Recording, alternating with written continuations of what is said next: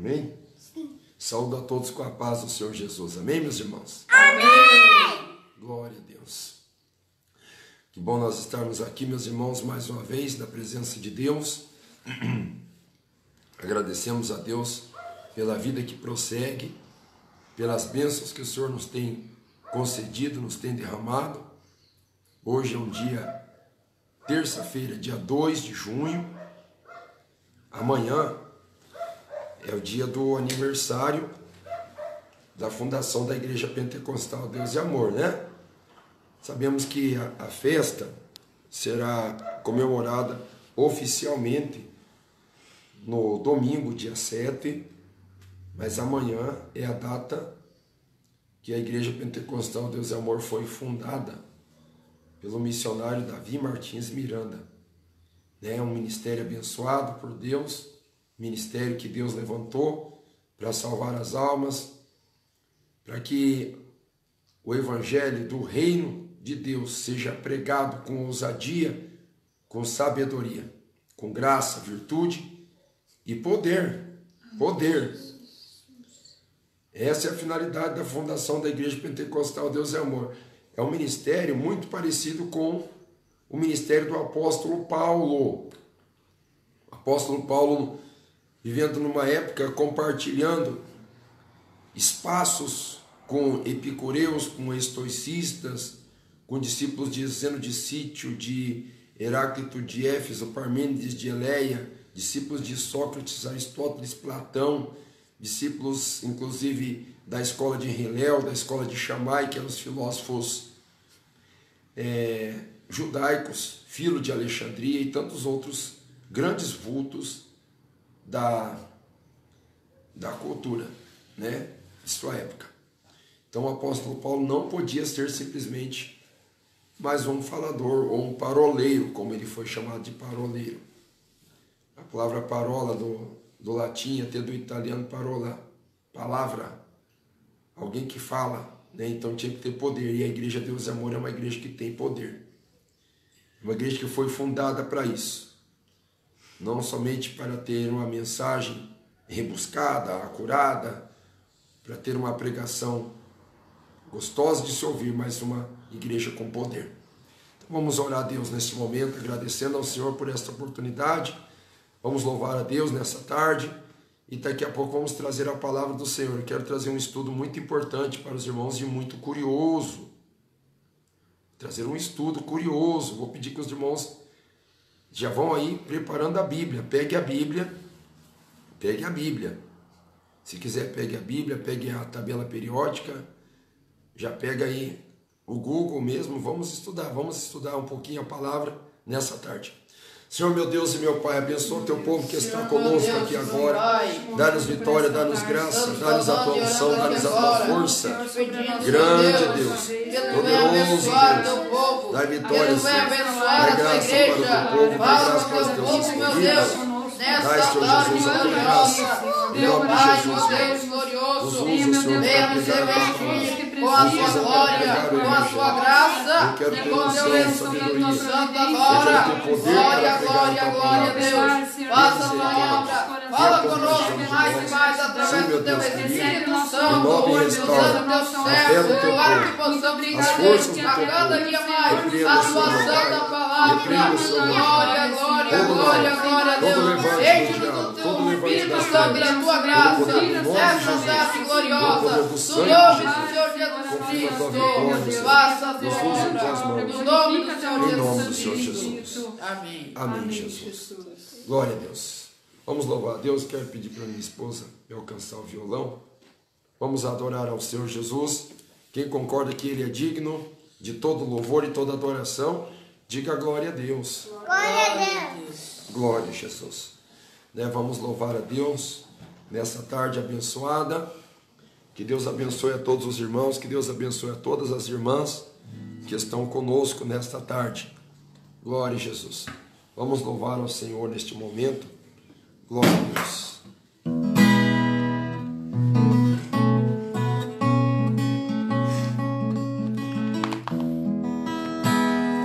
Vamos louvar a Deus. Aqui dentro não há solidão. Há muito amor e carinho entre os irmãos. Quando um cai, o outro levanta e ajuda é presente. Aqui o amor é chama quente. Mas lá fora o mundo chora. Lá fora o mundo chora. Mas lá fora o mundo chora. Lá fora o mundo chora. Lá no mundo, mesmo entre muitos, a solidão ataca o coração. E nos momentos mais difíceis desta vida, não são encontrados os amigos. Mas lá fora o mundo chora. Lá fora o mundo chora. Mas lá fora o mundo chora. Lá fora o mundo chora.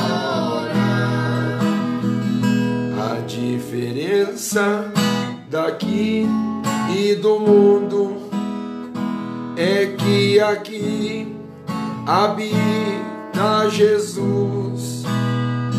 Ele aqui ama, toca, Ele cura e transforma e dá paz que o mundo não tem.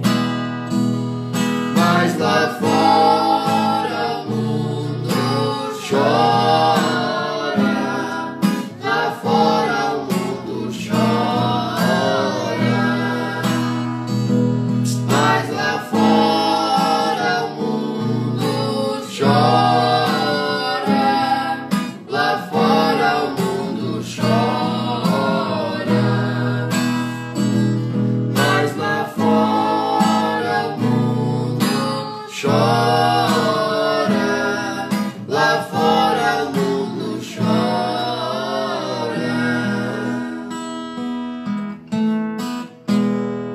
Glória a Jesus. Todos digam glória a Deus. Glória a Deus. Que maravilha, né, meus irmãos? Nós estarmos na presença do Senhor, adorando a Deus, buscando a Deus, suplicando pelas misericórdias do nosso Deus. O nosso Deus é bom e a sua benignidade dura para sempre. Glória a Jesus. Glória a Jesus Cristo por tudo. Glória a Deus. Vamos louvar o Senhor com o hino da harpa.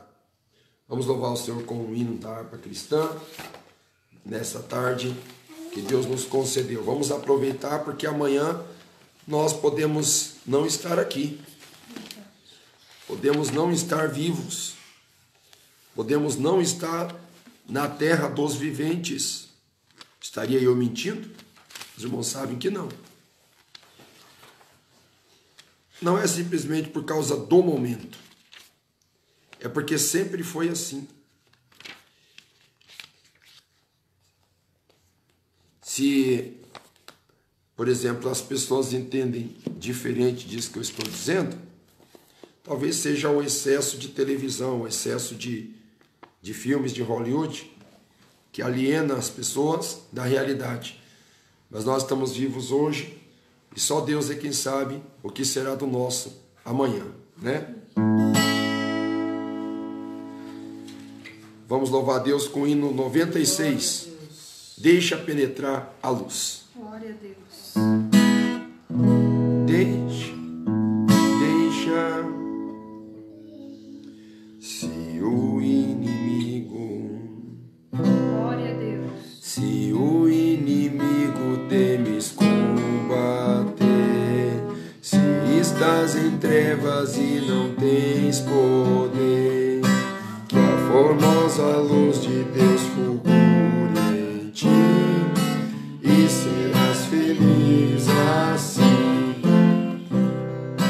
deixa penetrar a luz, deixa penetrar a luz, que a formosa luz de Deus fulgure em ti, e serás feliz assim. Se a tua fé é fraca no Senhor e não mostras frutos ou nenhum fervor, que a formosa luz de Deus fulgure em ti, e serás feliz assim. Deixa penetrar a luz, deixa penetrar a luz, que a formosa luz de Deus fulgure em ti, e serás feliz assim. Se na luz estamos, que divina luz, se nos limpa sempre o sangue de Jesus, temos claridade em nosso coração e vivemos nós na luz. Deixa penetrar a luz, deixa penetrar a luz, que a formosa luz de Deus fulgure em ti, e serás feliz assim. Se de Deus o Espírito Consolador traz a luz do céu divino resplendor, penetrando ele no teu coração, e virás então de amor. Deixa penetrar a luz, deixa penetrar a luz, que a formosa luz de Deus fulgure em ti, e serás feliz assim. Se alegre fores a mansão sentar, ó, enfrenta as trevas que vão se afastar, que a formosa luz de Deus fulgure em ti, e serás feliz assim. Deixa penetrar a luz, deixa penetrar a luz, que a formosa luz de Deus fulgure em ti, e serás feliz assim. Graças a Deus, meus irmãos. Bendito seja o nome de Jesus Cristo. Glória a Deus. Glória a Deus. Vamos louvar o Senhor com mais um hino aqui. Só mais um hino. Já vamos entrar na palavra, né? Glória a Jesus. Glória a Deus. Vamos louvar o Senhor. Glória a Jesus. Glória a Deus. Graças a Deus. Glória a Deus. Vamos ver aí naquele hino, sou peregrino na terra. Onde será que a gente encontra ele? Sou peregrino na terra. 204. Tem gente que lembra que é peregrino só na hora que morre alguém, né? Na hora que morre alguém, daí ele canta esse hino. Nós temos que lembrar que nós somos peregrinos todo momento da nossa vida. O que nós somos se não somos peregrinos? Somos peregrinos nessa terra. Ou até dissemos, né, que tem hino que é hino de velório, mas não existe hino de velório, né? Não. Todos os hinos são De louvor a Deus. verdade. Hino de velório, né?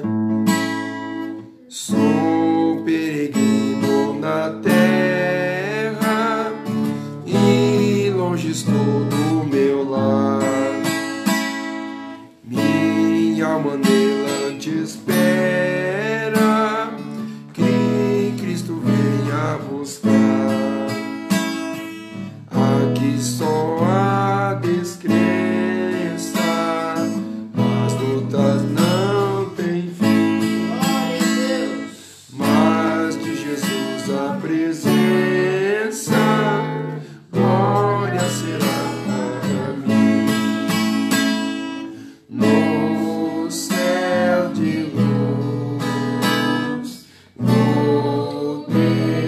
descansar com meu Jesus. Hei de morar em Cristo, tendo já crido, só pela fé viverei, pois Deus me tem prometido que no céu descansarei. Eu tenho permanente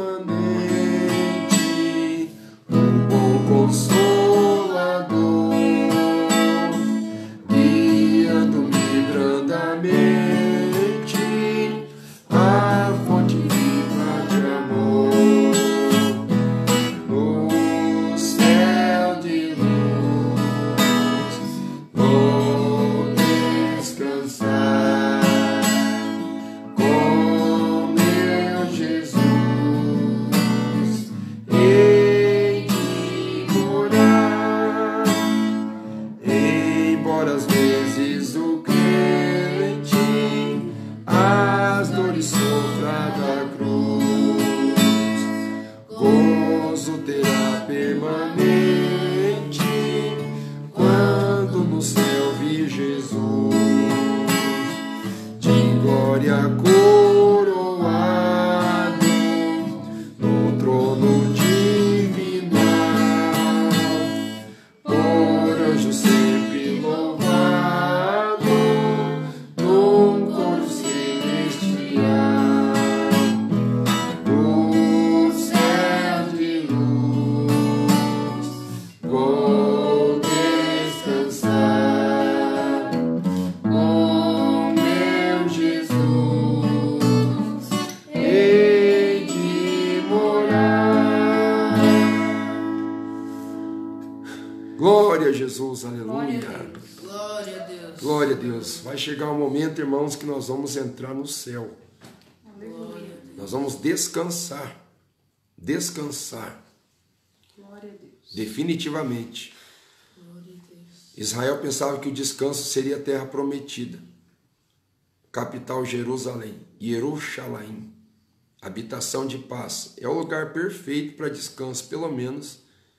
Etimologicamente, o significado da palavra é bonito e até condizente com o que eles esperavam, mas não é. A Jerusalém, que tem capital Tel Aviv, o belíssimo e moderno porto de Jaffa, não é o lugar da habitação de paz. Era apenas figura. O lugar de paz, habitação definitiva de paz, é o lugar onde Deus descansou. Glória É o lugar a Deus. onde Jesus descansou. E é o lugar onde nós vamos descansar.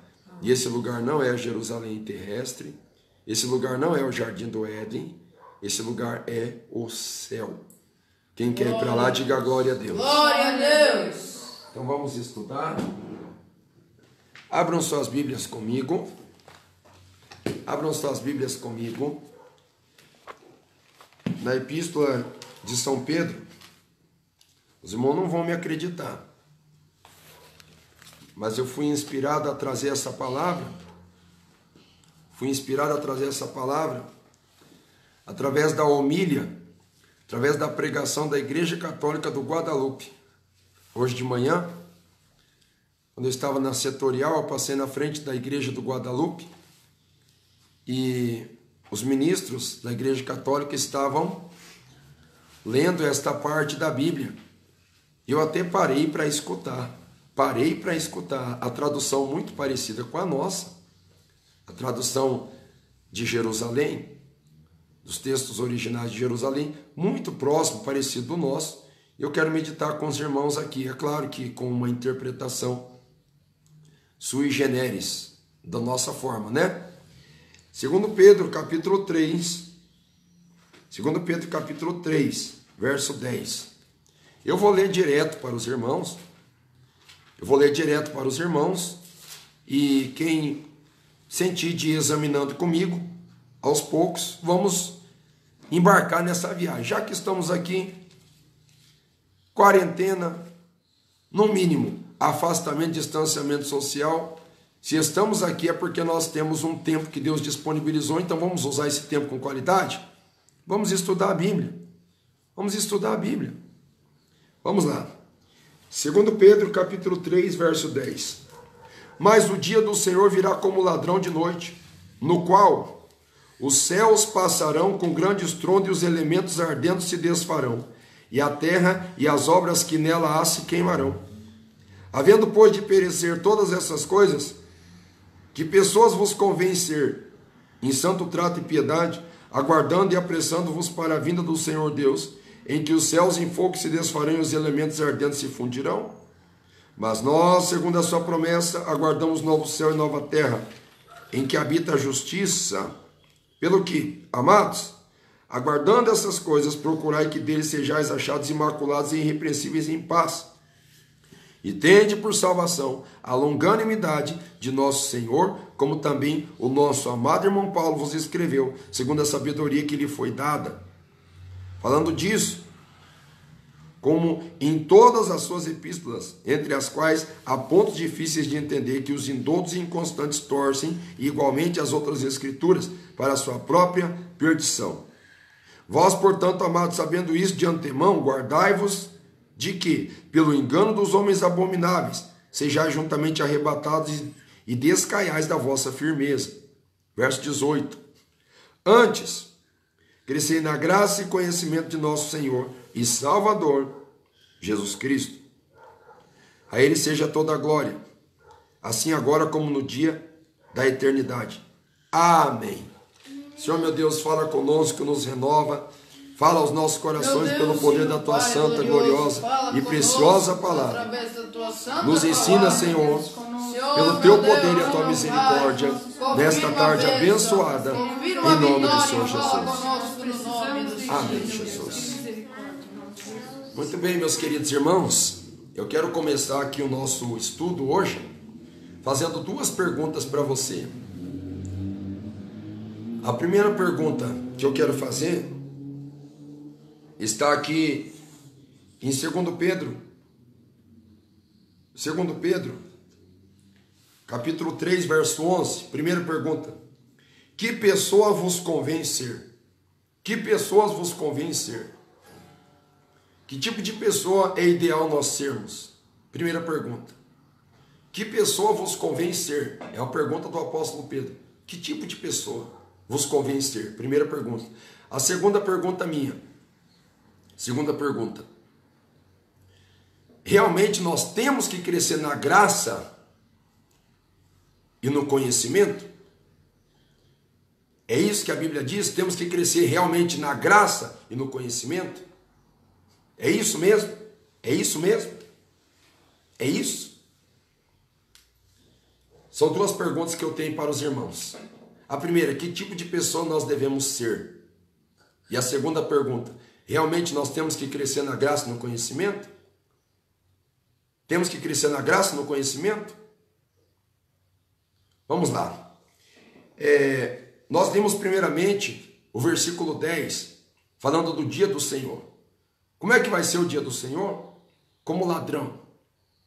Vocês sabem que nós temos pelo menos 3 manifestações depois que o ladrão passa. A primeira é o terror. A segunda é a perda de alguma coisa. E a terceira é o arrependimento. Por que eu não me preparei? Por que eu não esperei? Por que eu não cuidei? Por que eu não vigiei? Vocês entenderam? É inesperado. Ou será que o ladrão vai notificar quando ele vai atacar? Ele não notifica. Por isso que o dia do Senhor é desse jeito. Muito em breve. Muito próximo. Mas também é um dia misterioso. Nós temos alguns sinais. Estamos vendo aí. Muitos sinais.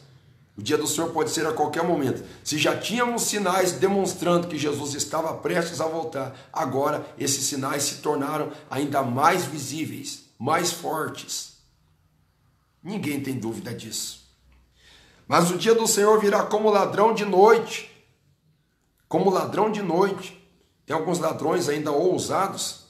Tinha um tal de Homem-Aranha aqui em Curitiba, que ele escalava os prédios durante o dia. É muita ousadia. Não sei se ele foi morto, se foi preso, mas saiu de circulação. mas era de dia. Geralmente os ladrões fazem seu serviço à noite, para não serem reconhecidos e para pegar as pessoas dormindo, desapercebidas, principalmente isso. Como ladrão de noite, no qual os céus passarão com grande estrondo, e os elementos ardendo se desfarão, e a terra e as obras que nela há se queimarão. Sabe o que quer dizer a terra e as obras que nela há se queimarão? As árvores, os rios, os animais, e agora mais moderno, os prédios, os edifícios, tudo que você conhece, que desperta, que chama a tua atenção, pela riqueza, pelo detalhe, pelo glamour, pela ostentação, tudo isso se desfarão. Mas eu quero chamar a atenção ainda dentro desse versículo, quando a Bíblia está falando dos céus. Veja comigo aqui, ó. No qual os céus passarão com grande estrondo. Os céus passarão com grande estrondo. E eu não quero entrar no detalhe de primeiro, segundo, terceiro céu. Eu quero falar o significado da palavra céu no original grego. A palavra céus no original grego é Ouranos. Sabe o que é Ouranos? Urano. Urânio. Sabe o que é urânio? Urânio é aquele elemento químico com a letra U, urânio. Urânio 238. 238, né? A unidade de massa atômica. Urânio. Você sabe para que é usado urânio? Vocês sabem, né? Para a fabricação de bomba atômica, de bomba nuclear. Bomba atômica, bomba nuclear. Meus irmãos, quando foi escrito isso, ou pelo menos no século XVII, no século XVIII, ninguém imaginaria que o significado de urano estaria tão relacionado ao elemento químico urânio 238. Ninguém imaginaria. E veja que depois do projeto Manhattan, onde Robert Oppenheimer, um cientista de origem judaica, nascido na África do Sul, desenvolveu com mais alguns cientistas judeus, que não eram russos nem americanos, mas judeus, porque os judeus que nascem nos Estados Unidos, eles acabam reivindicando para si a cidadania judaica, seja russo, seja brasileiro, seja português, italiano, eles querem ser judeus, e são judeus de fato, né? Então eles desenvolveram um projeto chamado Projeto Manhattan. E esse Projeto Manhattan acabou eclodindo com a construção da verdadeira bomba atômica. E essa bomba atômica, depois dos americanos serem atacados em Pearl Harbor pelos japoneses, eles fizeram um teste através de duas bombas terríveis, que seria a Little Boy e a Fat Man. Little Boy quer dizer menininho, o pequeno rapaz. Fat Man é homem gordo. Isso seria relacionado ao tamanho das bombas. Tanto o Little Boy quanto o Fat Man causaram a devastação de Hiroshima e Nagasaki, no Japão. E essas bombas foram fabricadas com a base de urânio. E a Bíblia está dizendo de forma muito interessante aqui, ó, os céus passarão com grande estrondo. Céus é urânio. Não estou dizendo que a estratosfera, onde tem as nuvens, pode ser denominada urânio, ou que tenha só urânio nas nuvens. Não, tanto a stratos nimbus quanto cúmulos nimbus não é constituída só de urânio. Não é. Os irmãos que conhecem fenômeno biogeoquímico sabem que não é. Agora, os irmãos já ouviram falar no inverno nuclear? O inverno nuclear é quando a explosão eclode e o lixo atômico, que é produto daquela explosão, ele não decanta com facilidade, ele fica numa camada próximo à estratosfera, perto das nuvens, por muito tempo. E não brilha sol, não se vê a lua, não se vê estrelas, não se vê nada. Alguém que já foi na China sabe como é a poluição da simples industrialização da China. Eu digo simples, não é tão simples assim, mas eu digo, só a industrialização da China já causa praticamente um tipo de nebulosa, de poluição, e encobre as nuvens, encobre o sol. Imagine, meus irmãos, a explosão das bombas da Terceira Guerra Mundial. Quem nunca ouviu falar na Tsar, Tsar é chamada a mãe das bombas. É uma bomba russa. Então a Bíblia está dizendo, irmãos, de realidade, coisas que acontecerão. Eu não estou aqui categoricamente afirmando que a volta do Senhor Jesus será no exato momento que começar a explodir as bombas da Terceira Guerra Mundial. Apesar de nós estarmos vendo os rumores de guerra agora. Rumores. Mas isso, irmãos, são eventos para nós prestarmos atenção e entender que não é brincadeira o que a Bíblia fala. A Bíblia é séria. A Bíblia não é uma fábula, um compêndio de folclore, ou de especulações, ou de divagações de pensadores ou pescadores que não tinham o que fazer. Tudo que está na Bíblia é revelado, é a palavra de Deus, é a palavra de Deus. Tem muitos teólogos modernos que relativizam tudo e querem assim aplicar a Bíblia Sagrada somente para o que lhes é conveniente, principalmente para os seus lucros. Mas a Bíblia não tem essa finalidade. A Bíblia tem a finalidade de nos orientar para o tempo do fim, principalmente para a nossa salvação. Porque se a Bíblia fosse orientada só para a prosperidade, seria um livro mais vazio que O Pai Rico, Pai Pobre, escrito por Robert Kiyosaki, que é para realidades terrenas, perecíveis. Então, meus irmãos, a Bíblia já está demonstrando para nós que os elementos ardendo se desfarão. Que elementos são esses? De acordo com a filosofia grega, os elementos são a terra, o fogo, o ar e a água. Basicamente os 4 elementos. A terra, o fogo, o ar e a água.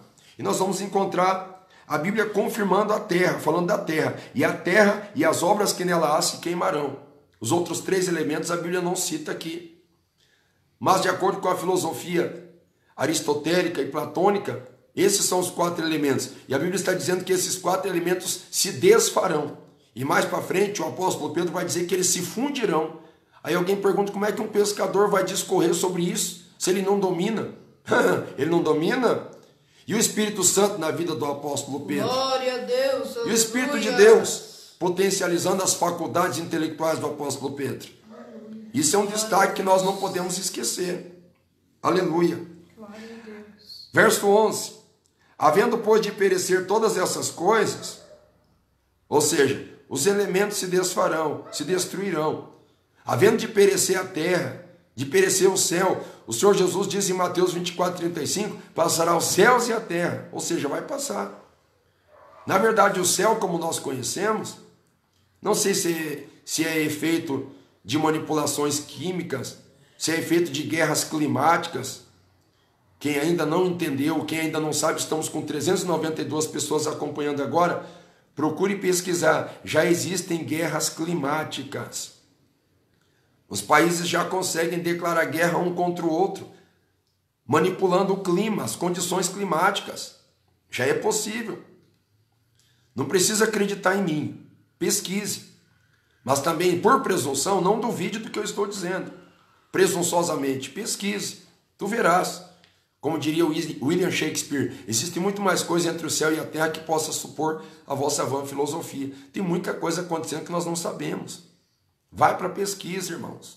Vai para a pesquisa. Se for para usar a internet, se for para usar o Google, se for para pesquisar alguma coisa, pesquise o que presta. Estude aquilo que vale a pena, aquilo que edifica e aquilo que nos traz mais temor e consciência que Jesus está voltando. Vamos prestar atenção. Vamos acordar. Porque estamos chegando no final dos tempos. Então tudo isso vai perecer. Havendo, pois, de perecer todas essas coisas, olha a pergunta do apóstolo Pedro.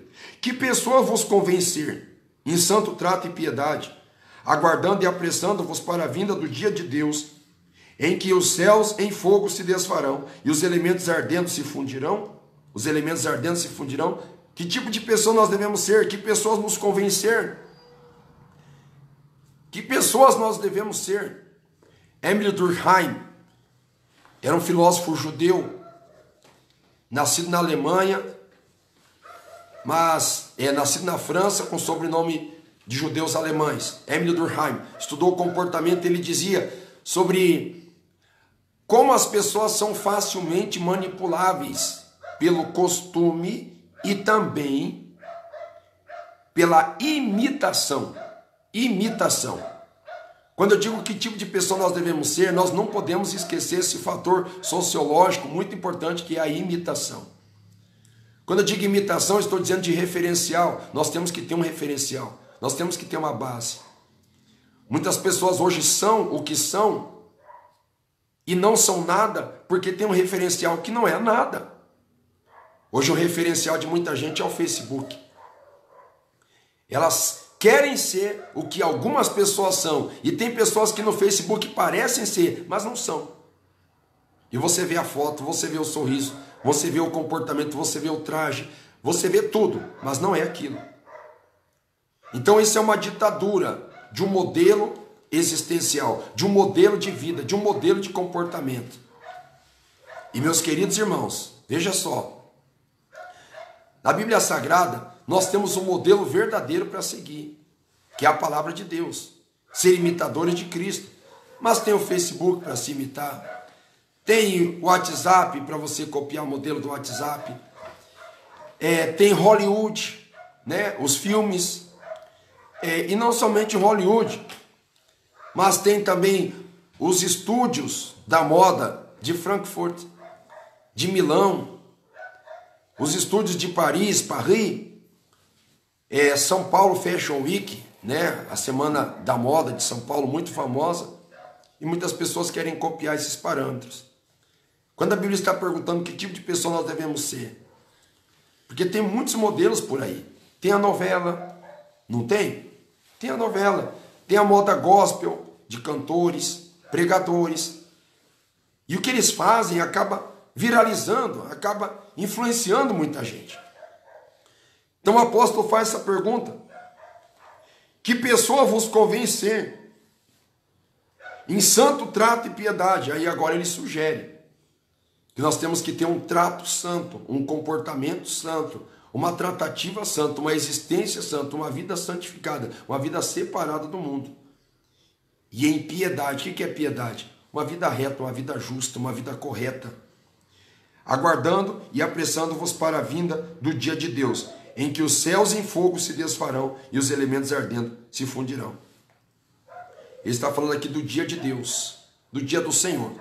Será que é só ele que fala do dia do Senhor? Nós vamos encontrar na Bíblia Sagrada, em Isaías capítulo 66, verso 24, que diz assim: e sairão e verão os corpos mortos dos homens que prevaricaram contra mim, porque o seu verme nunca morrerá, nem o seu fogo se apagará, e serão um horror para toda a carne. Do que Isaías está falando? Do dia do Senhor. Isaías 2:12. O dia do Senhor dos exércitos será contra todo o soberbo e altivo, e contra todo o que se exalta, para que seja abatido. O dia do Senhor, falando de Isaías 13:4. Eis que o dia do Senhor vem, horrendo, com fúria e ira. O dia do Senhor. Zacarias 14:1. Eis que vem o dia do Senhor, em que os teus despojos se repartirão no meio de ti. Sofonias 1:14-18 também fala do dia do Senhor. E é desse dia que Pedro está falando aqui. Pedro está falando exatamente do dia do Senhor, o dia da vingança do Senhor. Então, quando estamos falando do arrebatamento, estamos falando desta vinda súbita do Senhor. Meus amados irmãos, é algo que acontecerá subitamente, mas que trará consigo grande destruição, grande tribulação. Quando estamos falando de coronavírus, e se fala de dezembro ter atingido a China, devido a tantas outras pestes terem vindo da China, já era uma desgraça anunciada. Lá por dezembro, ou no começo de janeiro, já era para se imaginar que atingiria o nível de pandemia. Já era para se imaginar. Então é alguma coisa que tinha sido anunciada. Quando estamos falando da volta do Senhor e de toda essa destruição, já sabemos que vai ser terrível. O problema é, nós não sabemos que dia vai ser. Mas assim como a pandemia começou em janeiro, efetivamente se espalhar pelo mundo todo, daqui a pouco, no mundo inteiro, em todos os continentes já tinha essa pandemia, alastrando, matando pessoas, infectando e causando caos econômico, político, e virou aquela bagunça toda. Mas já tinha sido anunciado. Irmãos, a volta do Senhor Jesus já está sendo anunciada. Nós estamos chegando bem pertinho do final de todas as coisas. O dia do Senhor, ninguém queira pagar para ver o que é o dia do Senhor. Ninguém queira duvidar do perigo do que significa o dia do Senhor. Ninguém queira brincar com isso. É um assunto muito sério. O grande e terrível dia do Senhor. Cuidado, meus irmãos. Cuidado. Cuidado para não ficar. Cuidado para não perder a tua salvação. Pelo que, amados, verso 13, mas nós, verso 13, mas nós, segundo a sua promessa, aguardamos novos céus e nova terra, em que habita a justiça. Nós aguardamos novo céu e nova terra. Isso, meus irmãos, não é algo que o Novo Testamento vai revelar. Desde o Antigo Testamento nós encontramos em Isaías 65 e 17. Isaías falando o que Deus mandou ele falar. Eis que cria um novo céu e nova terra. Deus anunciando que está criando um novo céu e nova terra. Isaías 66 e 22. O novo céu e nova terra que eu anunciei para vocês. E depois nós vamos ver lá em Apocalipse 21 em primeiro. E vi um novo céu e uma nova terra. Glória, e é isso que nós esperamos. Aleluia. Um novo céu e uma nova terra. Glória a Deus. Glória a Deus. Um novo céu e uma nova terra. Muitos estão com expectativas de um novo céu. Eu escutei na semana passada, eu li o pronunciamento do presidente norte-americano Donald Trump, anunciando, entusiasmado, o lançamento da cápsula da espaçonave, da aeronave, Snapdragon, se eu não me engano, da SpaceX, do multibilionário Elon Musk. O lançamento, a projeção, o pronunciamento do Donald Trump foi interessante. Ele falou assim: essa nossa nova escalada, essa nossa nova corrida espacial não é somente uma questão de identidade nacional.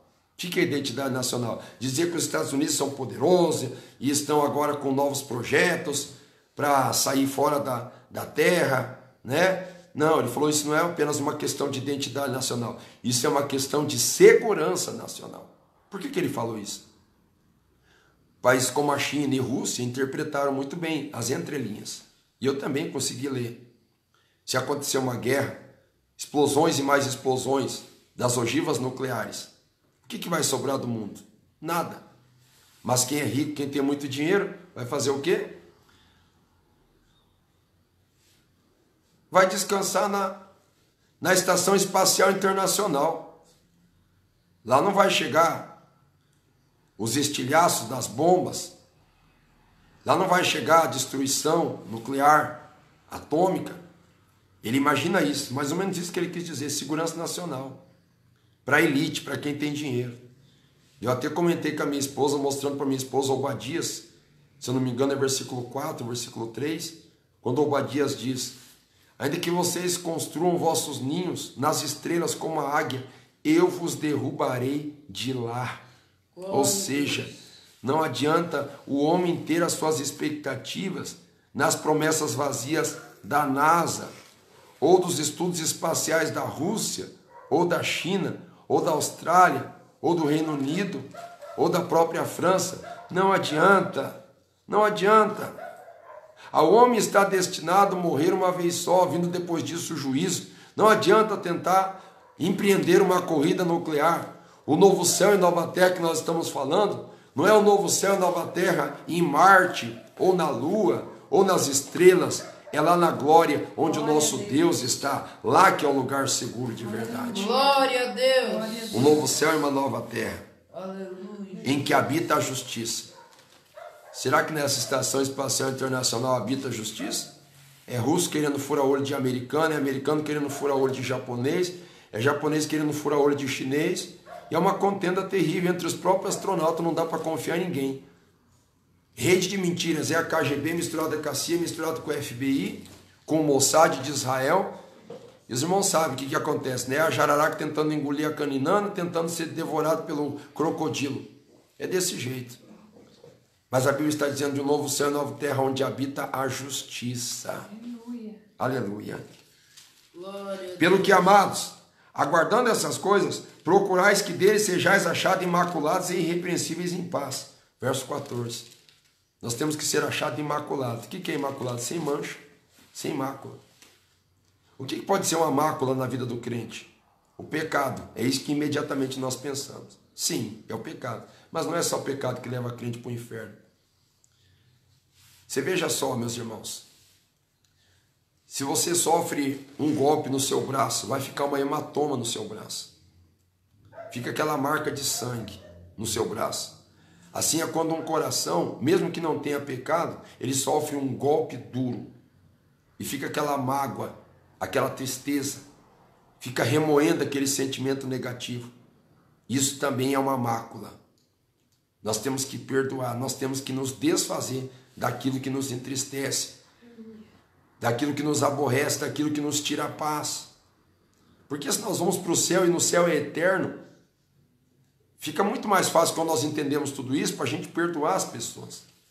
Para a gente ter misericórdia das pessoas que nos perseguem, que não gostam de nós, que zombam de nós, fica mais fácil. Para não deixar entrar sujeira no coração, não entrar mácula. Por isso que a Bíblia diz imaculado e irrepreensíveis, ou seja, de uma conduta que não precisa ficar chamando a atenção. Tem crente que não é o pastor que chama a atenção, tem crente que é a polícia que resolve o caso dele. Tem crente que é a Receita Federal. Tem crente que é a própria Polícia Federal que cuida dele, guarda municipal, porque o comportamento dele é tão reprovável que não é uma questão de você chamar a atenção e corrigir ele. A transgressão dele é feia, é cabeluda demais. Por isso a Bíblia diz para nós sermos irrepreensíveis. Irrepreensíveis em paz. E tende por salvação a longanimidade de nosso Senhor, como também nosso amado irmão Paulo vos escreveu segundo a sabedoria que lhe foi dada. Tende por salvação a longanimidade do nosso Senhor. Que longanimidade é essa que Paulo escreveu? O principal escrito do apóstolo Paulo sobre a longanimidade de Deus é que o justo vive pela fé. Eu entendo esse. Quando o apóstolo Paulo busca os escritos antigos de Abacuque, mas o justo pela sua fé viverá. Então isso é a longanimidade de Deus. Porque justiça mesmo nós não temos em nós, mas nós estamos fundamentados em Cristo e na justiça de Cristo, mediante a fé. E para ver como nós somos tão miseráveis, que nem a fé vem de nós, a Bíblia diz, e isso não vem de vós, é dom de Deus. Glória a Deus, aleluia. Não que nós sejamos robôs controlados para crer. Mas, amados irmãos, tudo é tão maravilhoso que é concedido por Deus por infinita misericórdia. Aleluia. Né? Glória a Jesus. Falando disso, como em todas as suas epístolas, verso 16, entre as quais há pontos difíceis de entender, que os indoutos e inconstantes, sabe o que é indouto? O que é douto? Douto é alguém que é doutor, é alguém que entende, alguém versado, alguém que de fato tem um grande conhecimento, uma grande bagagem, um grande arcabouço teológico, científico, é douto. Indouto, quem que é indouto? É quem não estuda e quer falar. É quem não conhece e quer falar. E tem muitos que só porque tem um diploma, porque é pós-graduado, é mestrado, é doutorado, é PhD, só porque ele frequentou uma universidade calvinista, ele já pensa que ele é o senhor da razão e ele não experimentou a etapa dos milagres. Ele conhece só a teoria, e mal é mal ainda. Ele tira uma média em alguma universidade e ele já imagina que ele já seja o super-homem de Nietzsche. Meus irmãos, eu vou dizer um homem que era doutor na Bíblia. E eu vou dizer o nome desse homem, um homem muito simples, tinha a 4ª série. Missionário Davi Miranda. Era um doutor na Bíblia. E as mensagens dele eram tão simples que não precisava nele fazer uso daqueles rodapés das Bíblias de estudo. Era aquela Bíblia seca, que mal tinha concordância bíblica, que mal tinha referência. Mas por que eu digo que ele era um doutor? Ele era um doutor primeiramente porque ele sabia crer. E ele era humilde, ele não lia a Bíblia com arrogância, tentando parecer ser o que ele não era. Era uma pessoa simples, pessoa humilde. E para nós entendermos a Bíblia, nós temos que ter humildade para aprender a Bíblia. Senão a Bíblia vai parecer para nós um teorema de Pitágoras no conceito. Não no cálculo exposto, mas no conceito. O conceito de Pitágoras, do seu teorema, é um dos mais difíceis que tem. E a Bíblia vai se tornar isso. Por mais que alguns ignorantes seculares digam que o crente é ignorante, eu vou dizer qual que é o crente ignorante. É o crente que não lê Bíblia. É o crente que não estuda a palavra de Deus, que não examina a palavra de Deus. Então alguém que é indouto é alguém que pensa que sabe e não sabe. Ou alguém que diz que sabe, mas não sabe. Ou alguém que também não sabe, sabe que não sabe, mas quer teimar, arguindo, e até tentando manter uma linha, parecendo um papagaio, repetindo o que ele escutou falar por aí hoje, que mais tem é isso. Então isso são os indoutos, que tentam reprovar o ensinamento de Paulo. Pedro entende que Paulo foi muito perseguido por isso. Porque Paulo era alguém que segurava, era alguém firme, era alguém que se mantinha. Como o apóstolo Paulo diz, o que recebi do Senhor também vos ensinei. Então não é fácil, não é popular. Quais são os primeiros inimigos de Paulo? O próprio Sinédrio. Ele mesmo seria um dos candidatos fortes a assumir uma vaga do Sinédrio. Foi aluno de Gamaliel, neto de Hilel. Então, o apóstolo Paulo era um doutor, mas muitos se levantaram contra ele. Muitos. E muitos indoutos. Mas os piores inimigos do apóstolo Paulo não eram os indoutos, eram os inconstantes. Sabe qual a diferença? Pessoas que estudam, se dedicam e hoje tem um discurso, amanhã tem outro. Inconstante, se desvanece no próprio discurso. Ele é movido por sofismas. Ele não é convertido de verdade, ele é convencido. Antigamente eu não entendia isso. Os irmãos mais simples só faltava ir para a igreja de chinelo de dedo e dizia: fulano não é convertido, é convencido.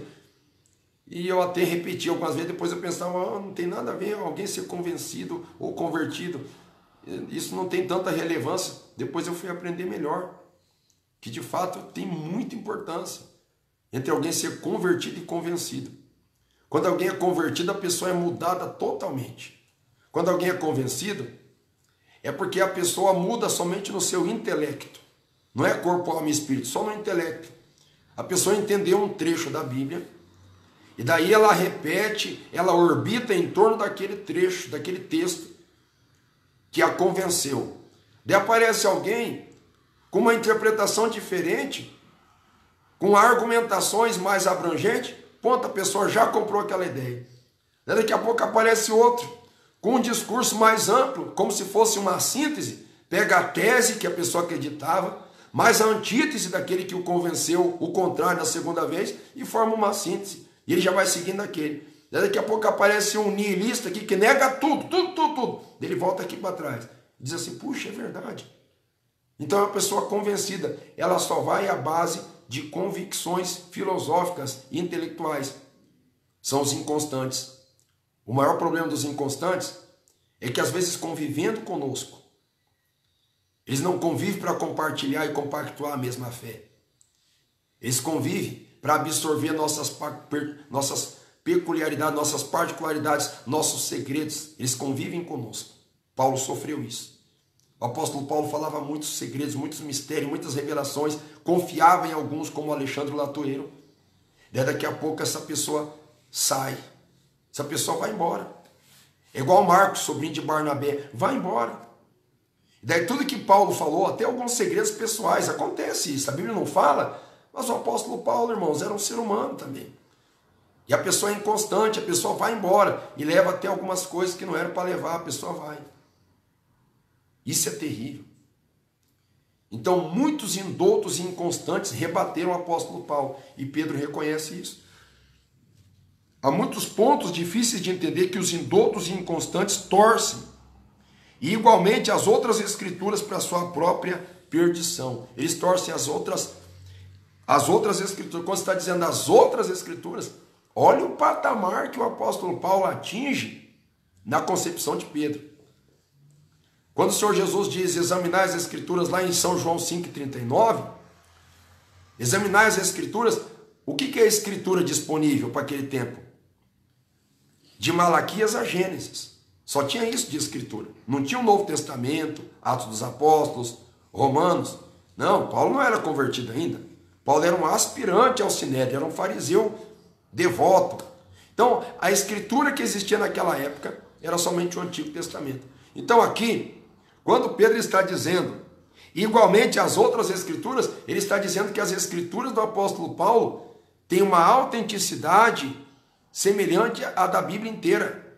Ou seja, as cartas de Paulo são Escrituras, do grego grafon. Existe a diferença entre grafé e grafon, né? Então, ele está dizendo que o que Paulo escreveu, de fato, é inspirado por Deus. É inspirado por Deus. Toda a Escritura, já leu na Bíblia? Toda a Escritura, né, é apta, né? Então, meus irmãos, olha o conceito que Pedro tem do apóstolo Paulo. Ele está aqui dizendo de alguns que eram indoutos e inconstantes, que distorciam o que Paulo falava, principalmente no tocante à vinda de Jesus, no tocante à salvação. Vós, portanto, amados, verso 17, sabendo isso de antemão, guardai-vos de que pelo engano dos homens abomináveis sejais juntamente arrebatados e descaiais da vossa firmeza. Cuidado, irmãos. Guardai-vos. O que quer dizer guardai-vos? Por que você guarda alguma coisa? Para proteger. Por que você guarda alguma coisa? Para manter a autenticidade daquilo. Então nós temos que guardar. Guardai-vos. Acautelai-vos. Guardai-vos de que? Pelo engano de homens abomináveis. Você acha que não existe homens abomináveis? Muitos homens abomináveis. Muitos homens. O que é um homem abominável? Um homem que pratica abominação. O que é abominação? Ah, pastor, são alguns pecados cabeludos. Nem sempre. Às vezes até um próprio ponto de vista depravado e totalmente contraditório à palavra de Deus diametralmente. Quando eu digo diametralmente, vamos comparar um diâmetro aqui, ó. Vamos comparar, deixa eu ver se tem alguma coisa redonda aqui. Não tem, mas tem aqui, ó. Diametralmente. Quando alguma coisa está aqui e aqui tem outro, ó. Diametralmente isso aqui, ó. Quando aqui é um ponto, aqui é outro ponto. Diametralmente, ou seja, o nome dessa estrutura geométrica é diâmetro. Então está aqui e aqui está outra. Quando alguém tem um ponto de vista diametralmente ao que a Bíblia orienta e a pessoa começa a difundir essa heresia, é alguém abominável. É alguém que está praticando abominação diante de Deus. Homens abomináveis, tem que ter cuidado com homens abomináveis. Ter cuidado para que não sejais juntamente arrebatados e descaiais da vossa firmeza. Já ouviu o ditado, me diga com quem andas, eu te direi quem és? Você sabia que tem crente abominável? Sabia que tem pessoas que conhecem a palavra e são abomináveis? Ah, mas como é que pode alguém conhecer a Bíblia e a pessoa não se converter à Bíblia de verdade? Irmãos, quem mais conhece a Bíblia e não se converte de verdade é o diabo. Ele conhece a verdade. Conhece de capa a capa. A Bíblia Sagrada fala isso. Conheces tu a palavra? Satanás também conhece. Os demônios também conhecem, até estremece. O diabo é até mais certo do que nós, em muitas partes. Os demônios conhecem a palavra e até estremece. Né? Verso 18. Antes crescer na graça e conhecimento. É isso que a Bíblia diz? Irmão, nós temos que crescer na graça e no conhecimento. E é aí que surgem muitos cientistas. É aí que surgem muitos matemáticos. Muitos doutores. Falam bonito. Pregam bonito. Discorrem com habilidade extraordinária. Uma exegese irretocável. A hermenêutica, então, profunda. Mas e agora? Será que de fato tem alguma coisa de Deus? E você diz, pois é estranho. Ué, mas não cresceu no conhecimento? Cresceu, mas que conhecimento? A Bíblia não diz para crescer na graça e no conhecimento. Não fala. A Bíblia diz para crescer na graça e no conhecimento de Jesus. No conhecimento de Jesus, não no conhecimento. Deus não precisa de cientistas da fé que conhecem a teologia de ponta a ponta, seja a teologia sistemática, ou a própria teologia leiga, ou a própria iniciativa autodidata. Não. Tem que conhecer Jesus. E alguém diz, mas para mim conhecer, como é que eu vou conhecer Jesus? Eu tenho que ler a Bíblia, eu tenho que ler a Bíblia de Gênesis a Apocalipse. E em Gênesis não vai falar de Jesus, só no Novo Testamento. Isso aí é pedantismo, falar que tem que conhecer só Jesus e estudar só o Novo Testamento. Eu não estou falando estudar só o Novo Testamento. Até porque quando Jesus fala em João 5,39, examinai as Escrituras, a única Escritura disponível era de Gênesis a Malaquias. Examinai as Escrituras porque vós cuidais ter nela a vida eterna e são elas que de mim testificam. Desde Gênesis. Nós encontramos Jesus. Lá em Gênesis 1:1, Jesus já está lá. Bereshit bara Elohim et shamayim et eretz. Jesus já está lá. Em Gênesis 1. Não é em Gênesis 3:15 que a semente da mulher esmagaria a cabeça da serpente. Não. Lá logo no primeiro versículo. Tanto que João 1:1 é o antitipo de Gênesis 1:1. No princípio era o verbo, e o verbo era Deus. Perdão, e o verbo estava com Deus, e o verbo era Deus. Então a Bíblia nos diz que nós temos que crescer na graça. Claro, temos que crescer na graça. Como é que se cresce na graça? Crescer na graça, o que é a graça? É o favor imerecido de Deus. Crescer no Espírito, crescer na fé, crescer na mansidão, crescer na obediência, crescer no bom comportamento, na ética, na moral, crescer na cristandade. Isso mesmo, isso é crescer na graça, né? Ser cheio dos dons espirituais, ser um crente avivado, um crente fervoroso, um crente de jejum, um crente de oração, um crente que lê Bíblia de verdade, com vontade para ler, memorizar alguns versículos, crescer na graça, ter graça para isso, e mergulhar nessa graça, crescer na graça que há em Cristo. A graça que há em Cristo é muito ampla, é muito ampla, e eu sei que a finalidade da graça é nos levar para o céu, mas tem como um crente que desfruta da graça viver muito feliz aqui na terra ainda. Aleluia. Quando a Bíblia diz crescer na graça, tem muita coisa boa para viver aqui na terra ainda antes de chegar no céu. Crescer na graça. Crescer na graça e no conhecimento de Jesus. Não vamos mutilar o texto. Veja aqui, meus irmãos. Crescer na graça e conhecimento de nosso Senhor e Salvador Jesus Cristo. Tem que crescer no conhecimento de Cristo. Crescer no conhecimento de Cristo. Por isso que muitos, quando no desejo de se tornarem pregadores da palavra de Deus, imaginam que através de estudarem teologia, eles se tornarão mais aptos a pregar a palavra de Deus. E ao invés de se tornarem homens de certeza no que falam, eles não têm certeza de mais nada. Eu acho que é isso, eu interpreto que é aquilo, parece que é isso, de acordo com isso, de acordo. Não tem certeza nenhuma mais do que fala. Não tem mais certeza nenhuma. Por que será?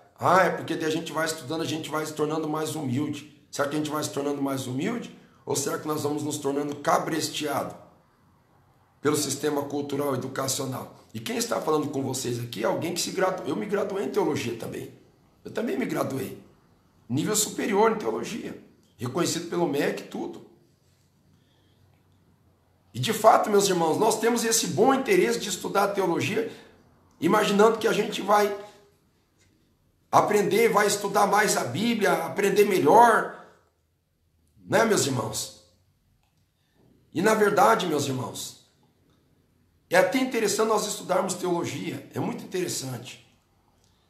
Mas o nosso maior foco, nosso maior de todos os focos, depois de nós conhecermos angelologia, depois de nós conhecermos paracletologia, conhecermos soteriologia, conhecermos os estudos veterotestamentário, neotestamentário, filosofia judaica, escolástica, patrística, a lógica dos copistas, Depois que nós conhecermos isso, nós não devemos esquecer de voltar para a simplicidade do Evangelho.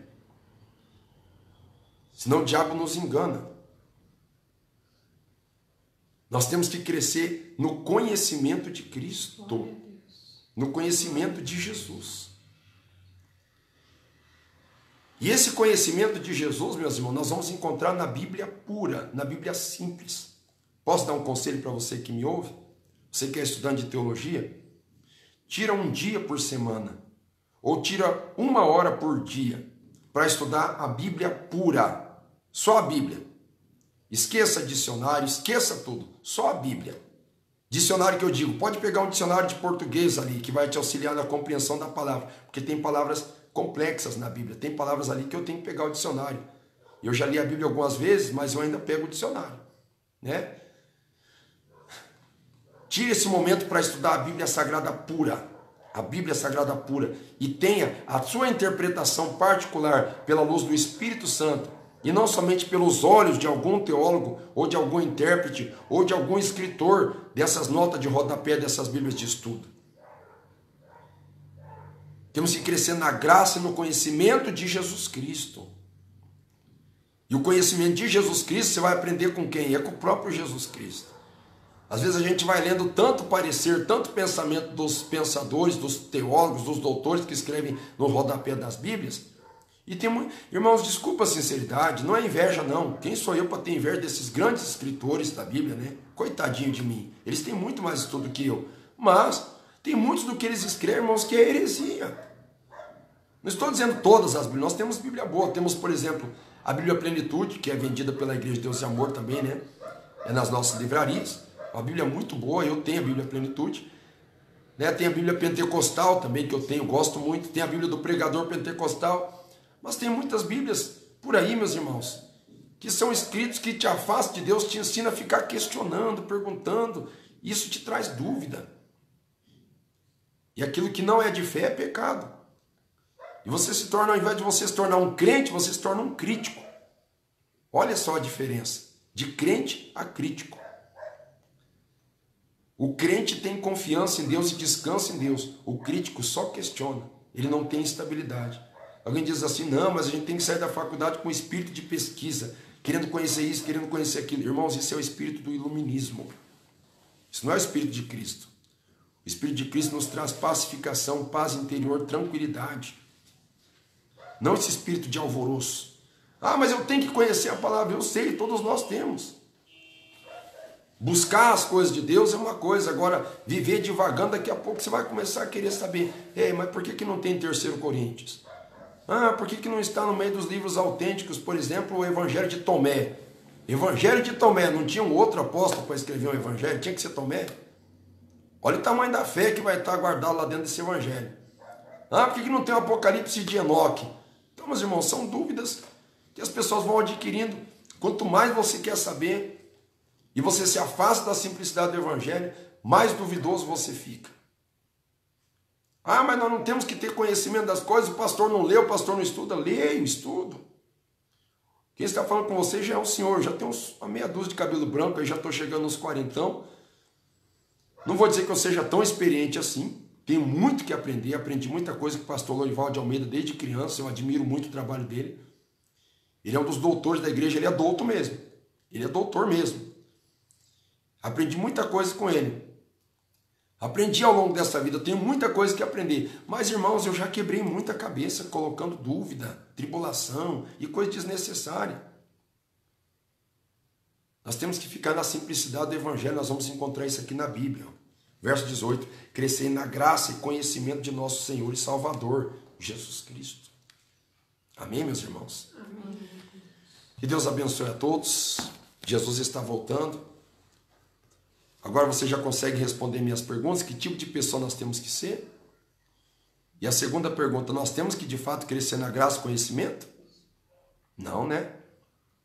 Claro que nós temos que crescer no conhecimento secular para ter nossa profissão, mas não é o que a Bíblia está querendo dizer. Nesse contexto aqui, a Bíblia está dizendo no conhecimento de Cristo. Mas por que eu crescer no conhecimento de Cristo? Por exemplo, assim, se Jesus voltar a arrebatar a igreja, e você não tem conhecimento de nada relacionado à salvação. E você não está nem aí para isso. Você entendeu, meu irmão? Vamos crescer na graça e conhecimento de Cristo. E se for para nós sermos alguém na presença de Deus, vamos copiar Cristo e bons exemplos que nós temos aprendido. Amém? Eu quero convidar você que deseja aceitar Jesus, reconciliar-se com Deus, que você levante a sua mão, aceite a Cristo como Salvador, reconcilie-se com Jesus. O fim dos tempos está aí. Não está para brincadeira, não. Quem não quer acreditar no que os pregadores diziam, muitos pregadores sérios pregavam sobre arrebatamento, sobre a vinda de Jesus. Eu era criança ainda na Brasília Tiberê, que era de se segurar nos bancos, de ver tantas pessoas endemoniadas nos cultos. E ainda tinha alguns estudos da nova era. Né? Pastor Lorival foi pioneiro trazendo esses estudos sobre o que seria. Por um lado ele alertava, irmãos, não sejam eufóricos. Não sejam eufóricos. Mas também, por outro lado, não sejam ignorantes. Não sejam eufóricos por um lado e por outro não sejam despreparados, ignorantes. Né? Ele explicando sobre os símbolos da nova era, e a gente ficava preocupado, quando será que vai ter isso? E tinha algumas marcas de carro, algumas grifes de roupa que tinha, a gente pensava, puxa, será? Como é que vai ser? Como é que não vai? Quando chegou na década de 90, aí as coisas começaram a se encaminhar. Quando chegou em 2000, então, aquela grande revolução, e hoje nós vemos, irmãos, que os estudos da década de 80 são tão atuais hoje, tão atuais, que Jesus está voltando. Se você deseja aceitar Jesus, levante a sua mão. Jesus tem propósito de salvação para a tua vida. Jesus tem propósito de vida eterna para você. Aceite a Cristo como Salvador, reconcilie-se com Deus. Eu quero deixar o nosso número de contato, código 41 988 15 6609. Código 41 988 15 6609. Ou entre em contato com o nosso e-mail, quero aceitar Jesus Curitiba@gmail.com. Amém? Amém. Hoje à noite nós teremos uma live, novamente, a evangelista Ariane estará pregando a palavra de Deus.